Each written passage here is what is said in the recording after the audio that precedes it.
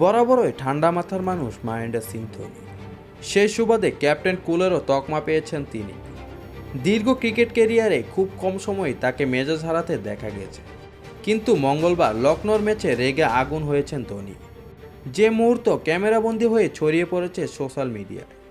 লখনৌয়ের গড়ে মাঠে হারের পর মঙ্গলবার ছিল বদলার ম্যাচ, কিন্তু ম্যাচটা হেরে গেল ধোনি। মার্কাস স্টোয়নিসের অবিশ্বাস্য সেঞ্চুরির সুবাদে 6 উইকেটে ধোনিদের হারিয়ে দেয় কেএল রাহুলের দল। আর সেই ম্যাচে ধোনিকে মেজাজ হারাতে দেখা গেল। নেট দুনিয়ায় সেই ভাইরাল ছবিতে দেখা যাচ্ছে ড্রেসিং রুমে দাঁড়িয়ে আছেন ধোনি। ক্যামেরা তার দিকে তাক করাতেই বোতল ছুঁড়ে মারার হুমকি দিচ্ছেন তিনি। কিন্তু কেন তেলে বেগুনে জ্বলে উঠলেন ধোনি?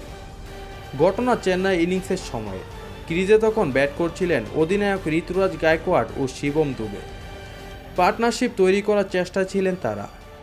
সে সময় এক মুহূর্তের জন্য ক্যামেরা ফোকাস করে ধোনির দিকে। দর্শকরা জায়ান্ট স্ক্রিনে ধোনিকে দেখতে পেয়ে উচ্ছ্বাসে ফেটে পড়ে। চোখের সামনে ধোনির উপস্থিতিতে শব্দের মাত্রা রেকর্ড পারদ ছুঁয়ে ফেলে। ফলে চিত্রগ্রাহকরাও সমর্থকদের মুখে হাসি ফোটাতে সদা তৎপর। কিন্তু সেটাই পছন্দ হয়নি মহেন্দ্র সিং ধোনি।